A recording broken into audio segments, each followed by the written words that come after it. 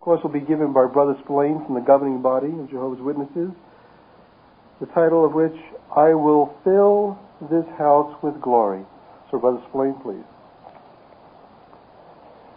Well, I'm very happy to share this occasion with you folks this afternoon. And one thing is evident in just listening to the audience, the response of the audience, seeing how the brothers expressed themselves up here on the platform.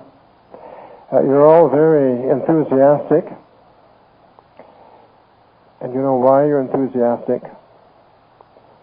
Because you've worked so hard on the project. We visit many projects and you see different reactions.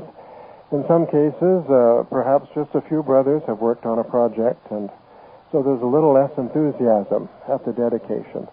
But where everyone has had a share, as you have, even to being night watchman, making pierogies or whatever it was you were making, why, the enthusiasm builds. And I understand that you have a debt of gratitude to some folks that you can't see. There are some congregations that are tied in this afternoon. The teaching committee kindly made an exception. We don't usually allow for congregations to be tied in to dedications, but the teaching committee considered that this was a unique situation because so many of these congregations had a share. I guess they're helping to support this Kingdom Hall financially. Probably this audience here and the upstairs and the one downstairs would like to express their appreciation to those congregations for their generosity.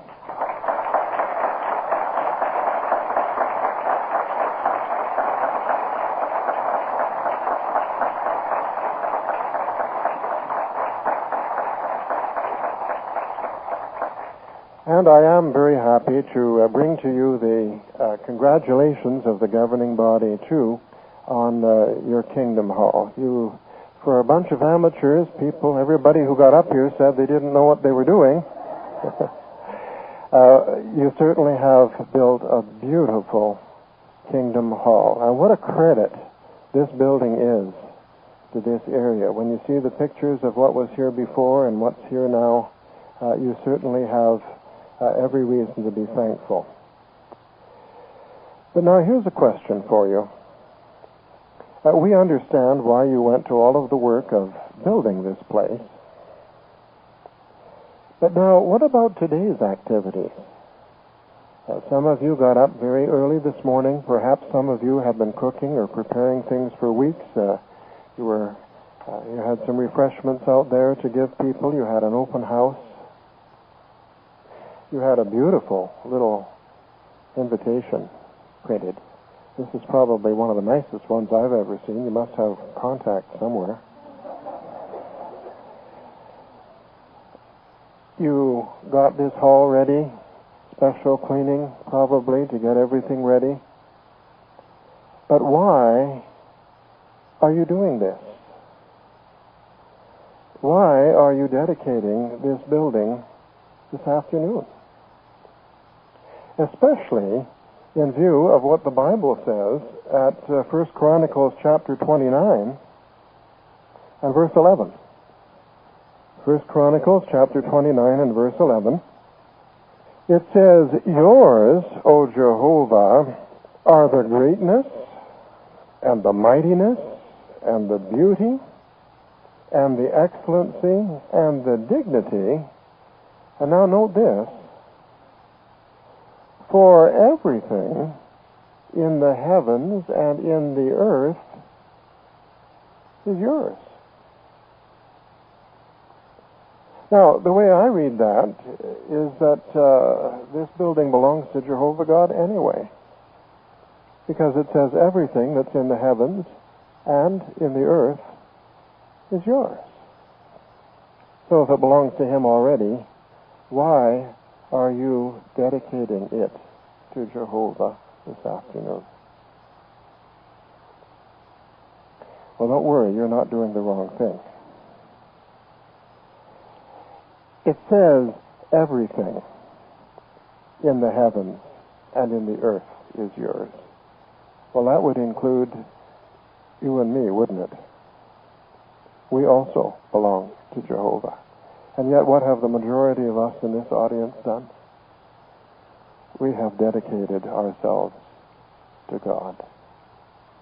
And our personal dedication is our acknowledgement to Jehovah, that we are coming to Him of our own free will, and we are offering ourselves to His service, to Him, rather.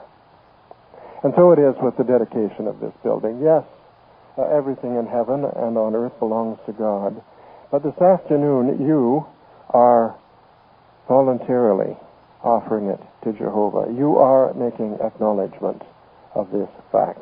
And really, brothers, you are the ones who are dedicating this hall to God this afternoon. I'm going to be serving as your spokesman in a few minutes. But you are the ones who are doing the dedicating. So you're doing the right thing in offering this building to God, setting it aside for His service.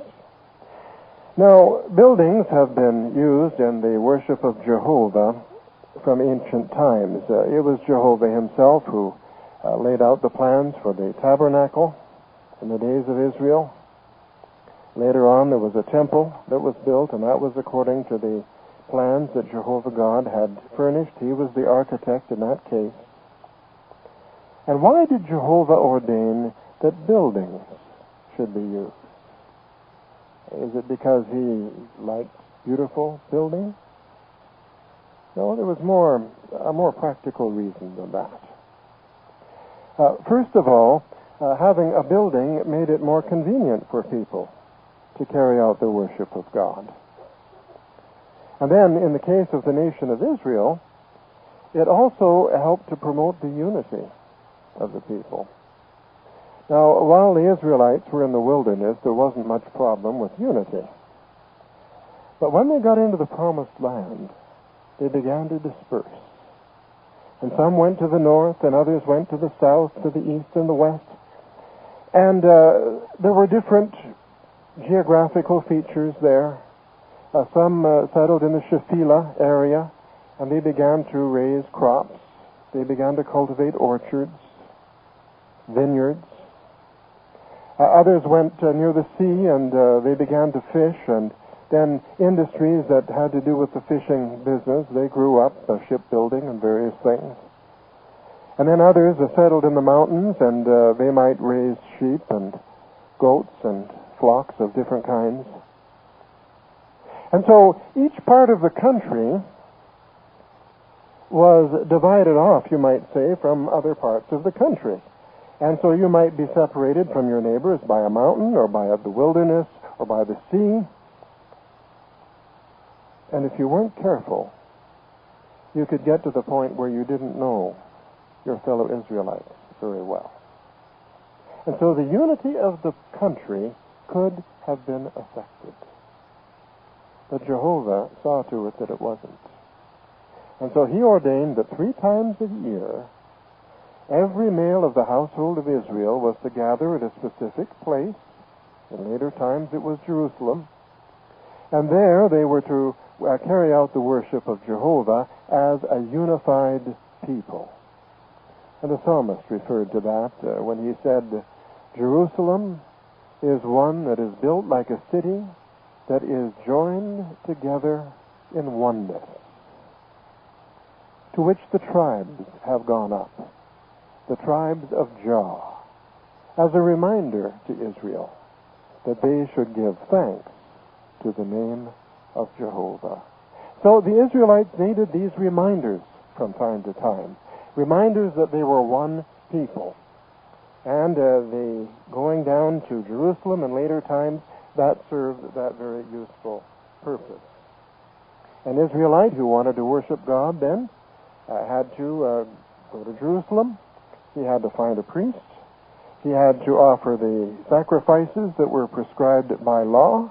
And this also was a very useful thing because it reminded him that he was part of an organization, that Jehovah had set up an organization, and it was through that organization that Jehovah was going to be worshipped. Well, This kingdom hall makes it easy and convenient for you to worship God.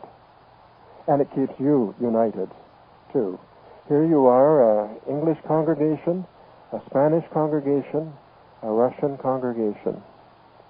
It would be easy to go your separate ways, and you aren't.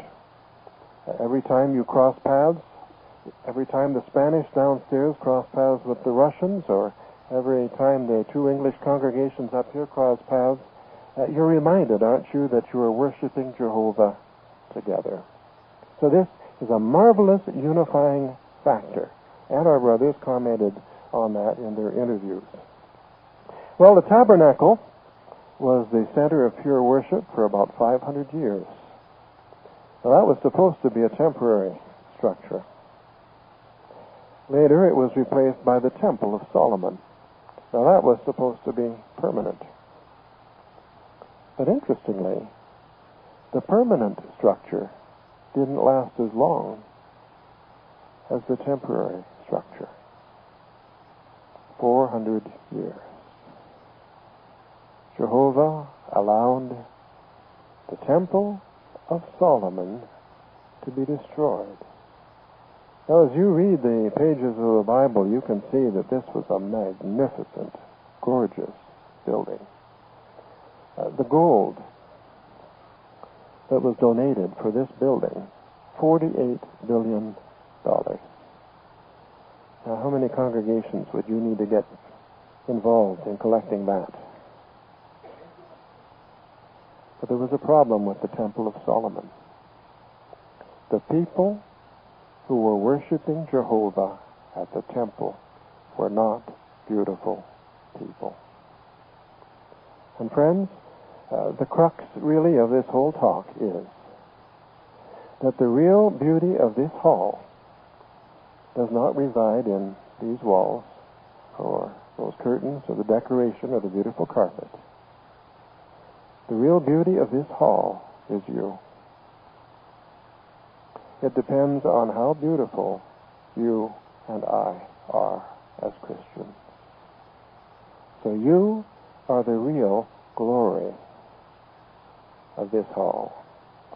And the theme of our discussion is, I will fill this house with glory. So you can see that people are going to be involved in this.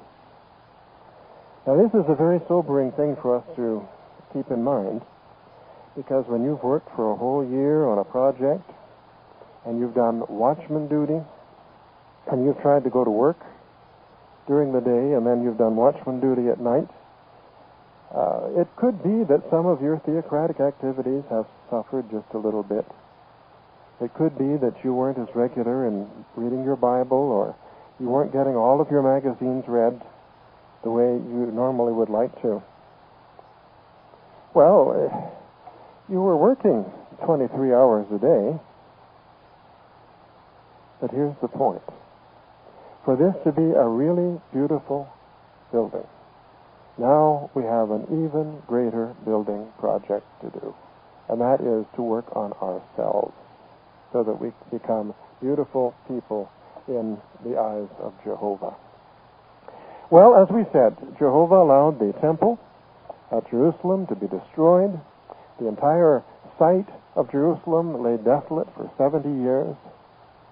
And then, with a strong arm and an outstretched hand, Jehovah raised up Cyrus, and he delivered the nation of Israel.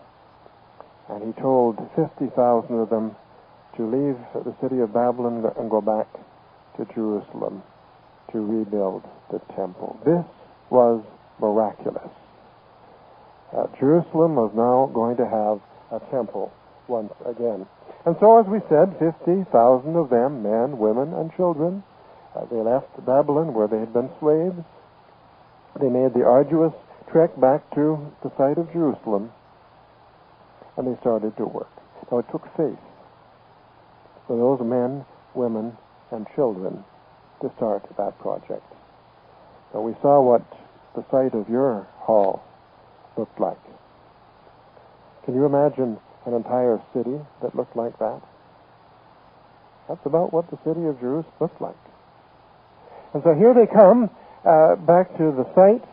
It's a site that meant nothing to most of them. Most of them had been born in slavery in Babylon. They'd never seen the city of Jerusalem before.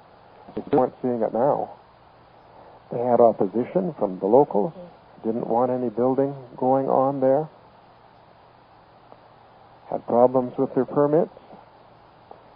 Over there in Persia, they couldn't find the permit, couldn't find where anybody had said that they could do the work. There weren't very many of them, and they didn't have much money. When you've been a slave for 70 years, you don't make much money. And so although they started to work, they got discouraged. And they began to think, well, maybe it isn't Jehovah's will that we have a place of worship here. Because if it were Jehovah's will, why, he'd just open up the way and there'd never be any challenges. Everything would go just so smoothly. So since we're running into so many problems, the locals don't want us, we have no money, there's so much work to do, and everything is hard, maybe we better just see about our lives. Build our houses and raise our children, and later on we'll see about a temple. After all, we've been slaves in Babylon for 70 years. We didn't have a temple. We got along. We can get along without a temple now. Well, Jehovah saw all this, and he understood the people. He realized that these weren't people who were lacking in faith, really. They'd just gotten their priorities mixed up. And so he raised up a very outspoken prophet to set them straight. And it's his words that we're going to be examining for most of the rest of the discussion this afternoon.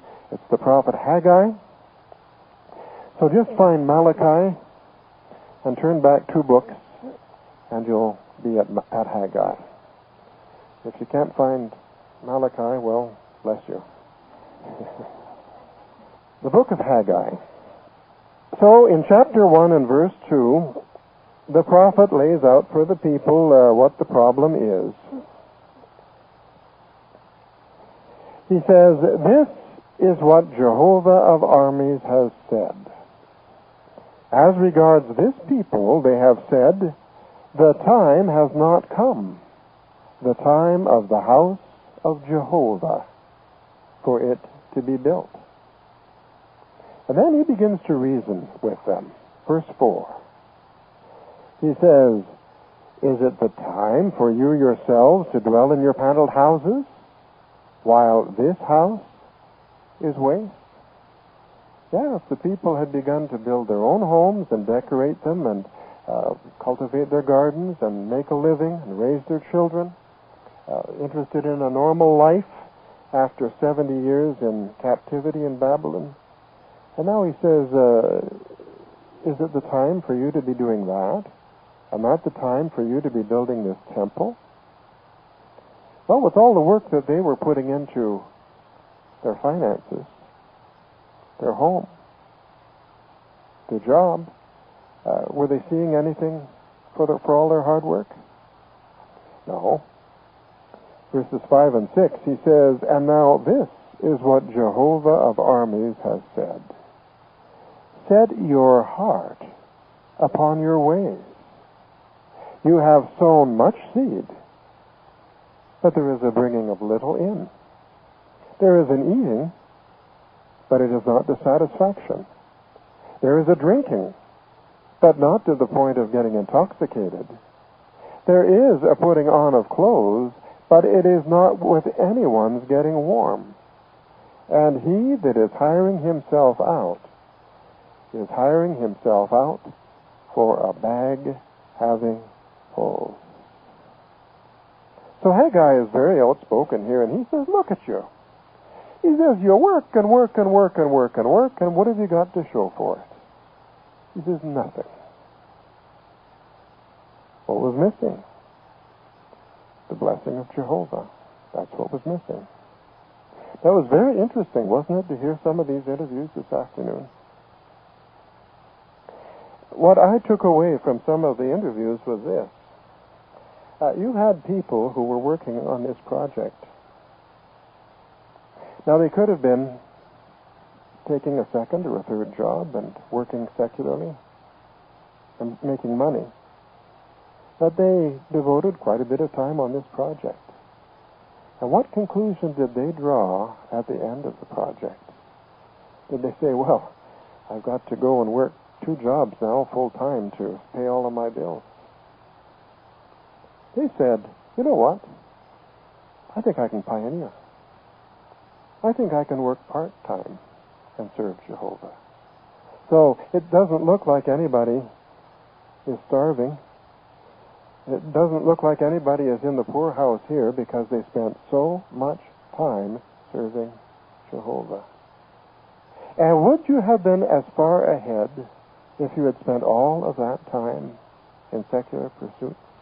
Perhaps not. Perhaps you would have worked and worked and worked at something and lost it all.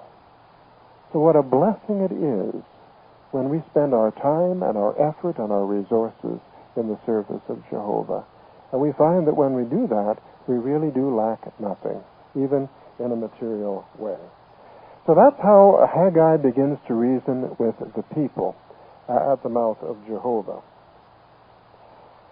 Without Jehovah's blessing, he says, everything is going to be for nothing. Now, how did the people respond? Well, these were good people. These were people who had faith in Jehovah. And so Haggai's words really did reach their heart. And just keep your finger in Haggai, you don't want to lose that. And turn to Ezra chapter 5, and that tells you what the reaction was. Verses 1 and 2. And the book of Ezra really does cover the time of Zechariah and Haggai, who were both prophets at the same time during this period. And notice in verse 1, it says, And Haggai the prophet and Zechariah the grandson of Iddo the prophet prophesied to the Jews who were in Judah and in Jerusalem in the name of the God of Israel who was over them. It was then that Zerubbabel, the son of Shealtiel, he was the governor, and Jeshua, the son of Jehozadak, well, he was the high priest, got up and started to rebuild the house of God, which was in Jerusalem, and with them there were God's prophets giving them aid. So that's all it took. It just took a little reminder, a little plain speech, a reminder to the people of where their responsibility toward God lay. And the hearts of those people were touched, so that they began to put their hand to the plow and build the house. And you'll notice it says that the prophets were giving them aid. Now, the Bible doesn't tell us what kind of aid they gave, whether it was encouragement or whether they actually took shovel and picked and started to work physically. But the prophets were right there with them. Now, these were the responsible men. And those responsible men had gotten discouraged. They were the ones who had been in charge of the building project. They had gotten discouraged. They had slackened the hand. They needed to be stimulated in their thinking once again. And so it is possible for people to get discouraged at times. We think of our brothers on the regional building committees. They'd work on a lot of different projects. And it's very tiresome. It puts a strain on their time, and then, of course, their families. They make a lot of sacrifices for them. Because when the husband and father is out working on some Kingdom Hall project, not even their own Kingdom Hall project, they're not with the wife, they're not with their children, but their wives and their children are willing to make that sacrifice for Jehovah. And then we think of the brothers on the local building committees as well, who make the same kind of sacrifice. I think we would like to thank all of our brothers and their wives and families for the sacrifice that they make in this regard. We appreciate it very much.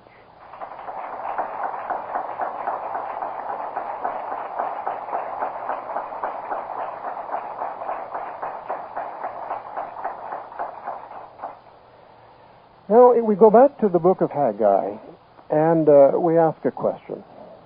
Jehovah sends Haggai, and later on he sent Zechariah, or about the same time really, Zechariah, to talk to the people. He wanted to get this building project moving. He wanted to get that temple built. And the question is, why? What was the need?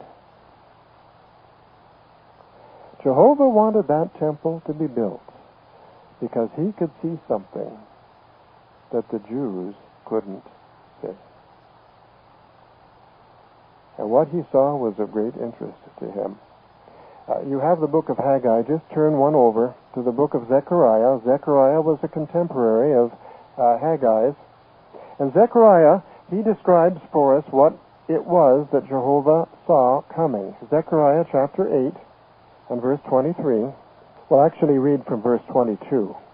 It says, "And many peoples and mighty nations will actually come to seek Jehovah of armies in Jerusalem, and to soften the face of Jehovah."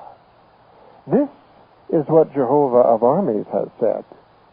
It will be in those days that 10 men out of all the languages of the nations will take hold, yes, they will actually take hold of the skirt of a man who is a Jew, saying, "We will go with you people, for we have heard that God is with you people." So what is he telling them there? He says, look, there are 50,000 of you now, but that's not where this is going to end.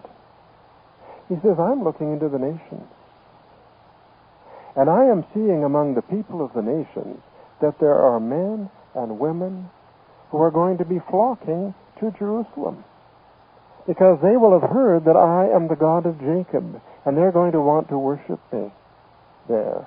And so you have to build a temple. You have to get ready, because all of these people are going to be coming in to worship me there. And look at that. He says, 10 for 1.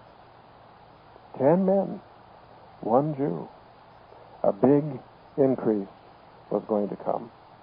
And over the years, it is true that many, many Gentiles came from all over to worship Jehovah. They became the proselytes, didn't they? Philip was one of those. Not Philip, but the Ethiopian eunuch, rather, that Philip talked to. He was one of that 10 men class. He'd come all the way from Ethiopia down to Jerusalem to worship Jehovah, to grab hold of the skirt of the Jew. And of course, in his case, something very strange happened, didn't it? He was anointed with the Holy Spirit, and so he arrived as one of those 10 men, and he left the Jew, part of the spiritual Israel of God. But there were men like that, proselytes from all over, who came to the temple of Jerusalem. So then they had to build that building to get ready for increase. Well, now, friends, you heard it up here this afternoon. The brothers tell us that Brother Longoria was looking for a piece of property, and they got the wrong property. They weren't looking for the right one, and this property fell into place. And the brother said, I think that it was Jehovah's direction. Well, if so, why do you suppose that Jehovah wants this building here? Why do you suppose that Jehovah has moved you to go to so much trouble and to do so much work to put a building here? You've got another Kingdom Hall just a few blocks down the road. Is it possible that Jehovah sees something in your territory that you do not see? Something unimaginable. Now, if you were one of the Jews back there, you say, well, there are 50,000 of us, and we know how many children we're going to be having. We know about what the growth is going to be. Who would have ever thought, no, you're looking in the wrong place for increase. That's going to come from the Gentiles. Those hated people that you have nothing to do with, that's where the increase is going to come. See, Jehovah sees these things that we don't see. Now, you may have been working your territory for years. You may think you know every house and every householder. You might think that you can walk right down the block and you can tell exactly in advance how each individual is going to respond. No, you can't. Because people change. Events change people. The events of September 11th don't need any elaboration, do they? Each year, young people graduate from high school. They graduate from college. They move away from home. Their parents hope. They set up their own household. And now, instead of it being the parents who answer the door, it's the children, the young folks, rather, who answer the door. And they may have a completely different view on things. Now, last weekend, we were at the graduation of a ministerial training school in New Jersey. And the brothers said that in that area they were working from door to door one Saturday morning, and they offered magazines to a lady, and she wasn't terribly interested. As they were walking along, though, after the call, she comes running after them. And she said, my son is here from college, and he just woke up. He's never talked to Jehovah's Witnesses before. Would you like to come back and talk to him? Well, the brothers looked at their watch, and it was getting kind of close to coffee time, but they went back. They went back and talked to this young man, and he was very interested. And he had good questions. And he said, now, what do you people think about the cross? Should it be used in worship? And the brother pulled out the reasoning book, and he read right from the reasoning book what it says about the cross and so on. Well, a Bible study was started with that young man. You just never know sometimes what's going to happen. 3 weeks ago, we were in Mexico for a district convention in the city of Querétaro. And Querétaro is a very tough area of Mexico for the truth. Not all areas are favorable to the truth. It's a very Catholic area. People are very prejudiced. And there had been a convention exactly 1 year before in Querétaro.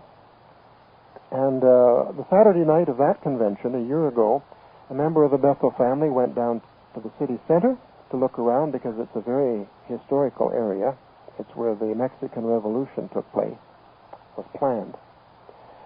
And there was a young couple there who asked the Bethel family member if he would take their picture in front of a monument. So he did. And then he struck up a conversation with them. And he said, what are you doing in Querétaro? They said, oh, we're tourists. They said, we have lived in Canada for many years. Our company sent us down to Mexico City. And we just came up to see Querétaro because we heard it was beautiful. He says, oh. Well, he says, what are you doing tomorrow? Well, we have no plans. Well, he says, I'm here attending a convention of Jehovah's Witnesses. Would you like to come? They said, sure. Well, 3 weeks ago, at the very same place, Querétaro, we met that couple. They become unbaptized publishers. They're in the school. They're having a beautiful Bible study twice a week. All for getting their picture taken. Now, they were living in Canada. Didn't get the truth there. Transferred to Mexico City. Didn't get the truth there. Transferred up to a vacation spot for a weekend. That's where the truth found them. We never know. And you might think that you know your territory very well, but you really don't know the people in the territory. Several months ago, we were attending a dedication of a Kingdom Hall, just like this, in Missouri. Small town in Missouri. And on the Saturday morning, we went out in the service with the congregation. And there were 4 of us that were working up the right side of the street, and one brother by himself was taking the opposite side. So the 4 of us, we worked all the way up the street, and it was a long street. Then we crossed over, and we started working down the other side, and the brother was still at the first house. And I said, what's going on to the brother who's working with me? He says, oh, that's the Methodist minister. I'll have to admit, I was a bit irritated. I was thinking, here this Methodist minister is taking our brother's time. He's probably just getting him to talk so that he can't preach to people who are really interested. But finally, the brother got out of the call, and he said, this was really something. He says, this minister told me that he's leaving the ministry. He says, a couple of months ago, he gave a sermon to his congregation. And in the sermon, he gave the congregation some counsel that they needed to have. And after the sermon was over, the board of directors of the church met with him in the back, and they said, listen, we don't come to church to be preached to. If you're going to be giving counsel to people, we really don't want you here.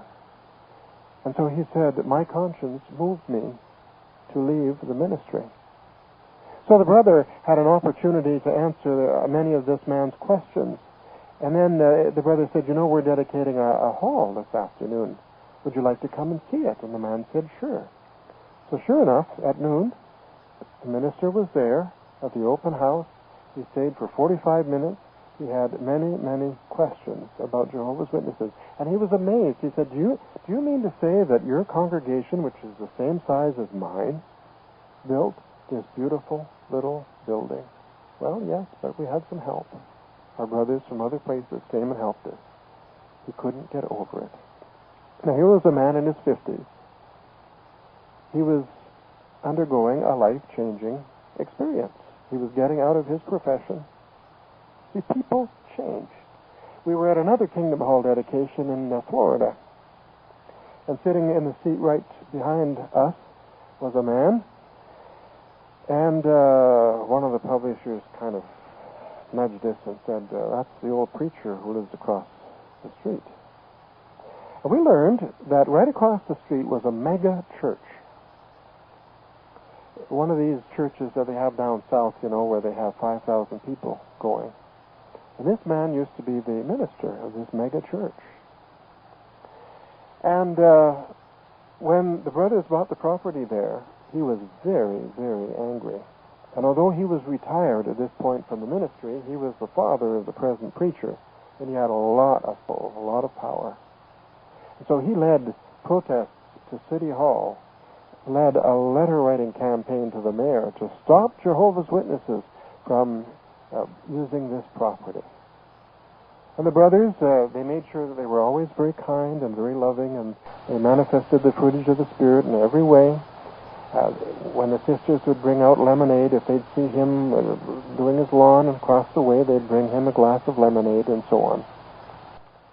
Well, finally, the City Hall beat them down, the church, and they said the brothers can have the property. They're entitled. This is just religious discrimination. But the man was so impressed by the kindness that the brothers and sisters showed him that he came to the Kingdom Hall dedication. And afterward he said, I learned a lot this afternoon. He says, I've very much enjoyed the program, and I understand that somebody is studying with this man now. He's been a preacher for many years. So you see, don't ever say that you know what's happening in the territory. Sometimes brothers say, well, that section over there? Nobody's ever come out of that section. Just you wait, and you'll see. Jehovah sees things that we don't see. Now keep your finger there and turn to the book of John, and we see a beautiful illustration of this. The book of John, chapter 21. Now this took place after the resurrection of Jesus, but the disciples hadn't been given a specific assignment of work yet. And so, according to verse 3, the apostles were waiting around, and Simon Peter said to them, I am going fishing. And they said to him, well, we're going with you. So out they went, got aboard the boat, but during that night they caught nothing. However, just as it was getting to be morning, Jesus stood on the beach. But the disciples did not, of course, discern that it was Jesus. Then Jesus said to them, young children, you don't have anything to eat, do you? They answered, no, to him. And this stranger said to them, cast the net on the right side of the boat, and you will find some. Well, they knew it was in those waters. Now here's a perfect stranger on the shore. He doesn't even have a boat. He's telling him, you're doing this all wrong. You've got your net on the left side of the boat. You should have your net on the right side of the boat. That's like saying that you can take a better picture if your tongue is on the left side of your mouth rather than on the right side of your mouth. What difference does it make what side of the boat a net can be found? It says, then they cast it. They did what they were told. And they pulled out 153 fish from the sea. Jesus saw something that they couldn't see. And oftentimes, all we have to do is just do what we're told, and we get the blessing. Now, since September, for example, we have a new feature in our Kingdom ministry. We have a sample magazine presentation that's outlined there. And you'll notice that in many cases, there's a scripture text that's included in the presentation. And the organization is encouraging us to use the Bible more frequently in the service. The seed is the Word of God. And it's a very interesting phenomenon. In places where the brothers have tried this, they found that people who don't want to read our magazines will often listen respectfully when a Bible text is read. Now, there's a circuit overseer I know who has trained all of the brothers in his circuit when they're on magazine day. And they finish up the presentation and the householder says, I don't want the magazines, I'm not interested in reading your magazines. He's trained the brothers in his circuit to end up the call by saying, by the way, do you know that Jehovah's Witnesses offer free home Bible studies? We're at your disposal if that ever interests you. And he's made quite a number of other suggestions to the brothers too, and he's found that one area of his circuit that had 80 Bible studies now has 140 Bible studies. In 6 months, they found more than 60 new home Bible studies. Simply because they took the net out of the boat and they put it on the right side instead of the left, and they started doing their fishing over there. And this circuit overseer made a very interesting observation. He said, I find that it's not the territory. It's not the territory. He says, often it's our methods, our work habits, our methods, and the amount of time that we actually spend in the ministry. He says, that is what makes all of the difference in the world. So these are things that are very interesting for us to take into consideration. We were at a special assembly day some time back, and I heard an experience related by a 14-year-old boy. I noticed there are quite a few young people in the audience, and we're glad to have you here. Some of you go to school. Here's a 14-year-old boy, and he was having a tough time at school. Kids were calling him son of the devil and Bible boy and all kinds of things. They were giving him a rough time. His name was Tim. And as long as it was just words, Tim could take it. He was tough. But pretty soon it went from words to physical bruises, black eyes, beatings. It got serious. People would wait for him after school. They'd beat him for being a witness. But when it got physical, Tim's dad said, that's enough. I'm going to talk to the principal about it. And the principal said, all right, we'll get the teacher involved as well. So the principal, the teacher, and Tim and his dad sat down and had a conversation. Laid the whole thing out. The principal said, all right, Tim, he says, I have the solution for you. He says, you know why you're getting beaten up at school? He says, it's because the kids really don't know much about Jehovah's Witnesses. And we tend to be afraid of the things that we don't know. So we're going to fix that. Next Tuesday, you are going to give a talk in front of the class for 30 minutes explaining the beliefs of Jehovah's Witnesses. Well, then the kids will know more about you, and they won't be afraid of you, and you'll find that the persecution will let up. Well, that wasn't the solution that Tim was hoping for at all. And probably if Mom or Dad had made that suggestion, he would have talked his way out of it. But he really didn't have much choice because the principal was behind this and so was the teacher. So he had to get busy and find something to say. And that Tuesday morning, he got a table and he set his witnessing case on the table. And he said, now, you've probably seen us on Saturdays going from door to door, and we're all carrying these cases. Did you ever wonder what's inside?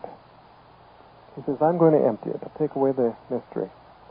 So he pulled out his songbook and explained how we sing songs at our meetings, and he had the school guidebook there. He pulled that out, and he showed them his speech council form.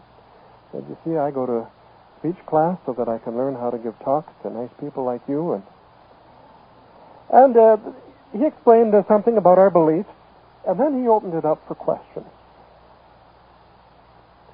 Now, do you think that any of these little Canaanites had questions about Jehovah's Witnesses? They had all kinds of questions. Do you believe in God? Do you believe in Jesus? What about Christmas? What about flag salute? This and that. He spent more time answering questions than he did on his initial presentation. And then finally, one young girl raised her hand and said, Tim, when you have a problem, how do you get advice? And Tim said, well, I can talk to my parents, but sometimes, he says, I don't feel like talking to my parents, and I have a little book here, Questions that Young People Ask. And he opened it up, and he read the table of contents. And he said, by the way, he says, I have a few extra copies. If anybody's interested in this book, I'll be glad to let you have one at the end of class today. Well, do you think any of these little monsters was interested in a book? The ones who were giving him black eyes and bruises and beating him up after school? Well, there were 23 in the class, and 21 took a book that day. There was another witness boy in the class, so he had his book. He was number 22. And then Tim was number 23. He had a book. So that meant that everybody in class that day who was not a witness got a Young People Ask book. Now, if you were being on the receiving end of a black eye or a bruise, would you be thinking to yourself, this person might be a sheep? It was really the case, wasn't it? And so it shows that when it comes to deciding who is interested and who is not, and who are sheep and who are not, we're really not very good at this. And it's better to leave things to Jehovah, because he sees the things that we do not see. Well, all of this harmonizes, if we go back to Haggai now, chapter 2, and verse 7, we're saying that Jehovah saw something that nobody else could see, that there was going to be a tremendous increase. And in Haggai chapter 2 and verse 7, he makes the point very nicely. Jehovah says, and I will rock all the nations, and the desirable things of all the nations must come in, and I will fill this house with glory, Jehovah of armies has said. So Jehovah says that he's going to rock all the nations, and the desirable things will come in. And in verse 6 he says, yet once, and I am rocking the heavens and the earth and the sea and the dry ground. Well, we know when that took place, Mount Sinai. And when Jehovah rocked that mountain, a whole nation was born, the nation of Israel. Jehovah says, I'm going to rock the nation. I'm not going to just rock a mountain. And all of the precious things of the nations are going to come flowing in. And he says, I will fill this house with glory. It's good to remember that, isn't it? This is Jehovah's work that we're doing. So this word glory that's used here is very interesting. The Hebrew word really doesn't have a lot to do with lights and bright flashing, glimmering, electrum and things of that nature, although it can have. But the basic meaning of the word glory is important. So when Jehovah says, I will fill this house with glory, he's not talking about a beautiful, shimmering, gold-inlaid temple. He's not talking about the physical. He's talking about filling it with beautiful people and making it a very, very important place for many people. And that is really what we're talking about with your Kingdom Hall here as well. Jehovah is going to fill this place with glory.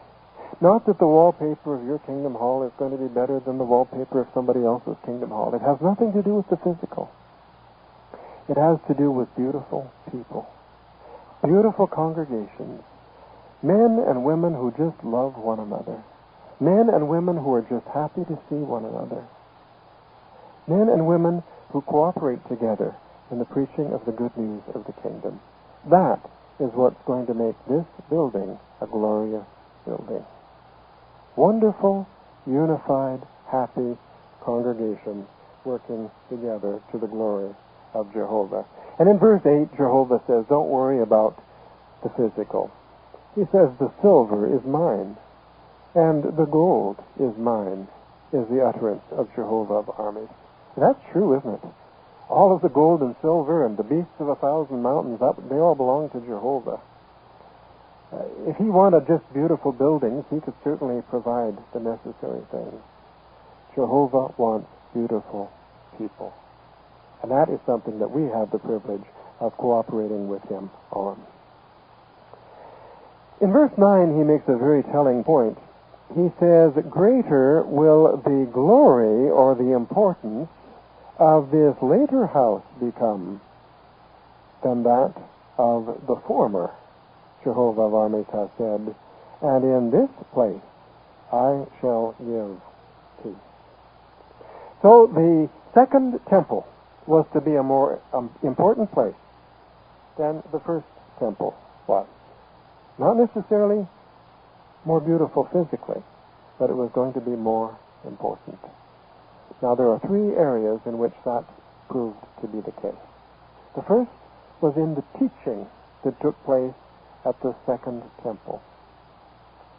Now, that second temple, it was built in the year 500, and then it extended through to the 1st century. And who taught at the temple in the 1st century? Jesus. Now, how many buildings can boast that? That they had Jesus teaching there. Jesus was often at that temple. So that made it a very important place indeed.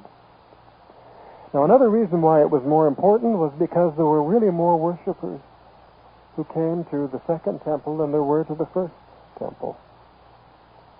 And a third reason why it was more important was because of the unity of the Jews and the Gentiles who worshipped God there. Why they set up a separate courtyard for the Gentiles so that they could come and worship Jehovah at that rebuilt temple. Well, what about this new house? It's not Jehovah's house here, but it is a house of worship, a house of prayer. What about this new house that you have built? Is this going to become more important to more people than even the previous Kingdom Hall was? It could. What about teaching? Now, Jesus isn't going to teach here. But now the elders, the ministerial servants, they're going to be teaching here. And then many publishers will be getting up on this platform and giving presentations. And then from our seats, we're going to be giving comments. That's part of our teaching program. So what about the quality of the teaching that is going to take place here? Is it going to be better, even, than the quality of the teaching in our previous congregation? Are you elders going to work harder on your meeting parts so that you prepare something that's really going to stimulate the friends? Spend just a little bit more time and thought in what you're going to present.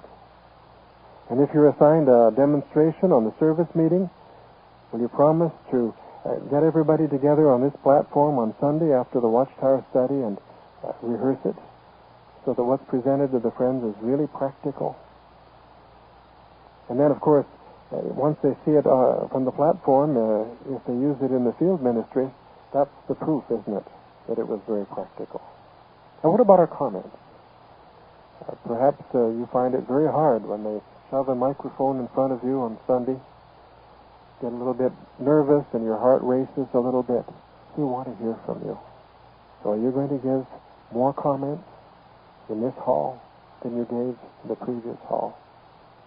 And suppose that you're a student in the Theocratic Ministry School. You don't want to pick up the phone the night before you were supposed to give a talk and phone up the school overseer and say, you know, by the school overseer, I've been just looking over this material and it looks kind of hard to me. I can't really figure it out. Maybe you'd better not count on me for tomorrow night. I think I feel a headache coming on. Maybe we'll get somebody else to do the part.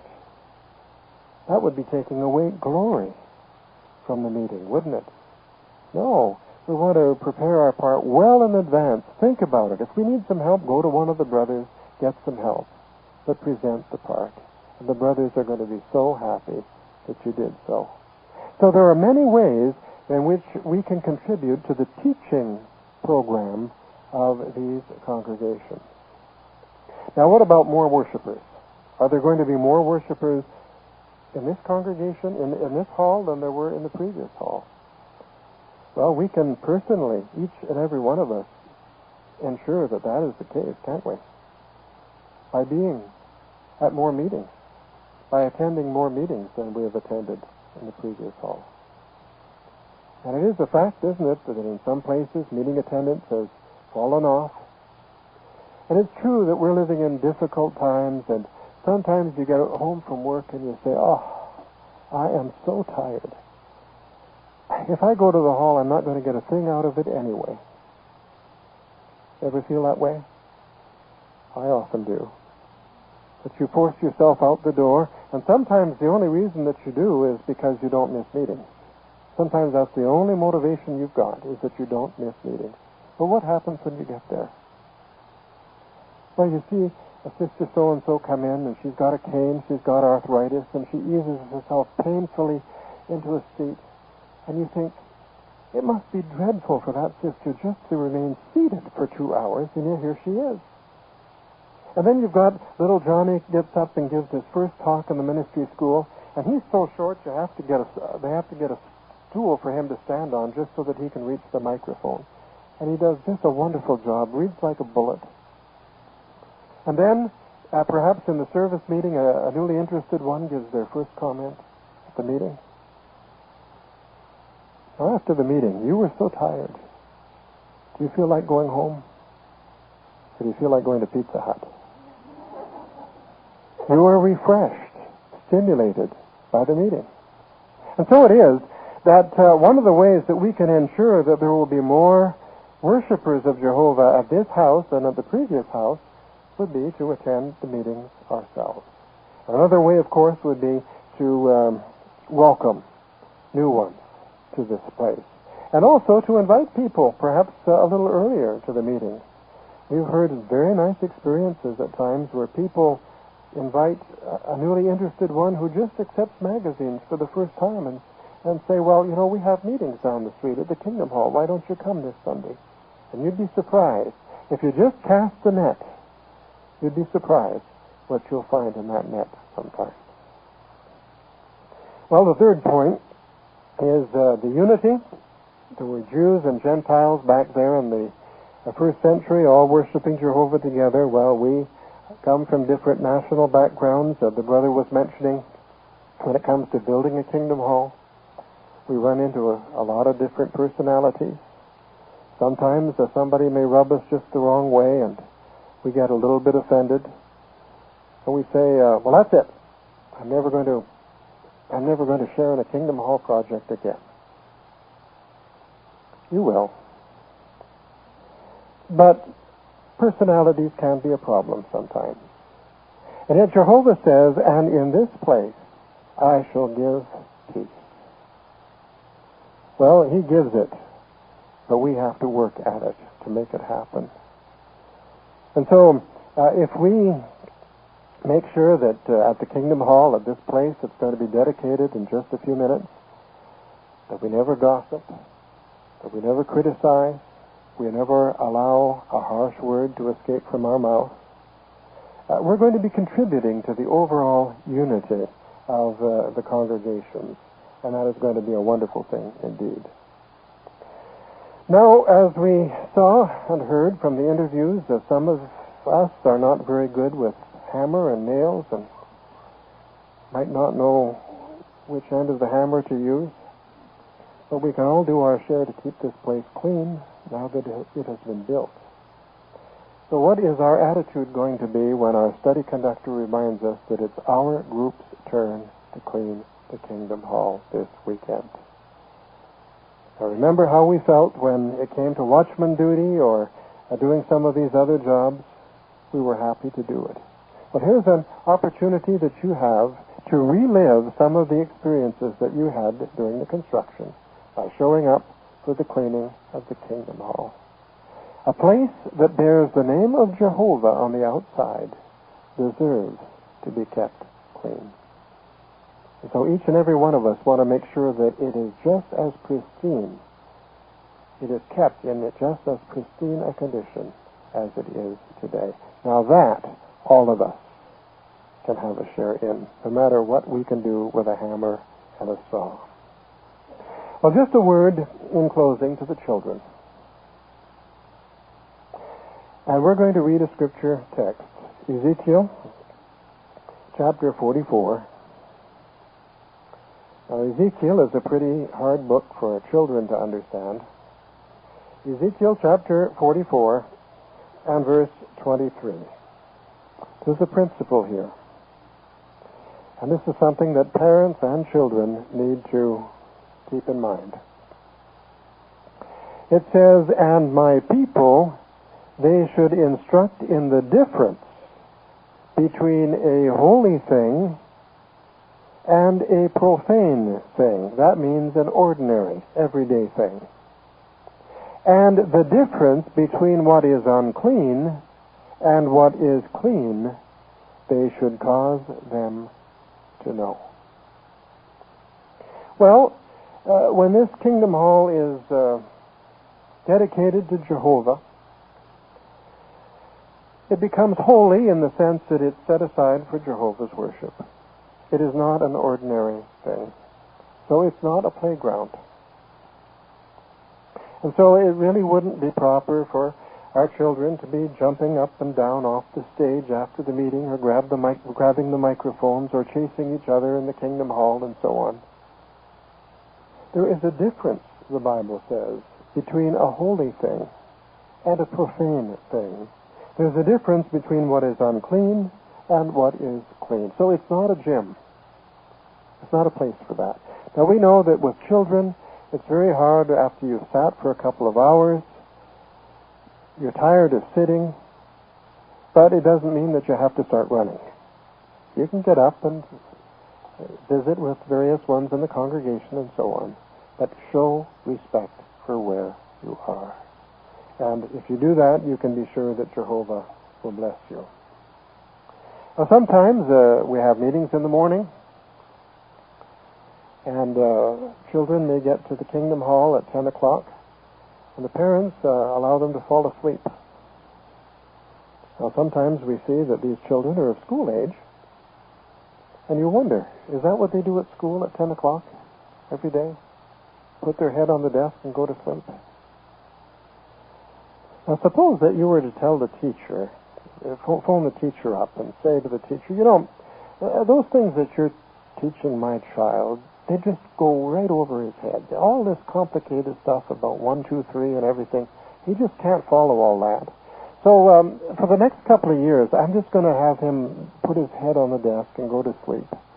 And in 2 or 3 years, he'll be old enough to understand these things, and then he'll catch up with the others. Is that what we would say? No. We would say, yes, it's true. Maybe he sits through an arithmetic class or a reading class and he doesn't understand everything. but he will understand some things if you just give him a chance. Don't underestimate what your children are picking up. A sister took her little 4-year-old girl to the mall Christmas week last year. And the sister got interested in a dress, as sisters will. And the little girl got away from her mom and started wandering around. And pretty soon she got into the entranceway of the mall. And the sister didn't notice this at first. By the time she realized what had happened, she realized that her daughter was headed right toward Santa Claus, who was set up in the middle of the mall. And there was no line, so she got right up on Santa's lap. And the mother was absolutely horrified, because she had taught her daughter better than that. Her daughter gave such wonderful answers at family study, and the sister just didn't know what she was going to do. Well, she rushed over to grab her daughter away, and then she overheard her daughter talking to Santa. And the little girl was saying, and so you see, Santa, if you want to live in the new world, you're going to have to give up these bad habits like celebrating Christmas. Our children pick up a lot more than what we give them credit for. So let your children stay awake just as long as they can during the meetings, and you'll find that it will be a real blessing for them.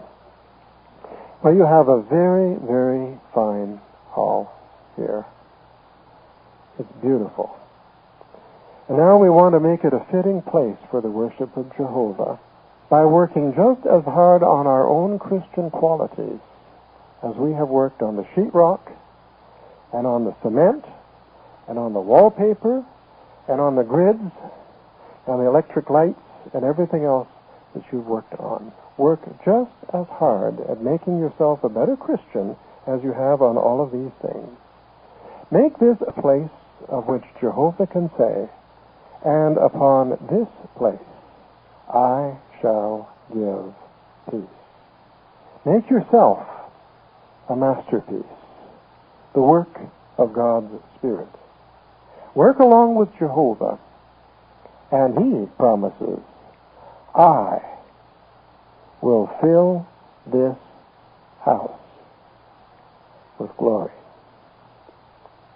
And now, I would like your permission to represent you before Jehovah God in dedicating this building. So, all those in the congregation upstairs and the congregation downstairs who would like to have this building dedicated to Jehovah God, please say aye.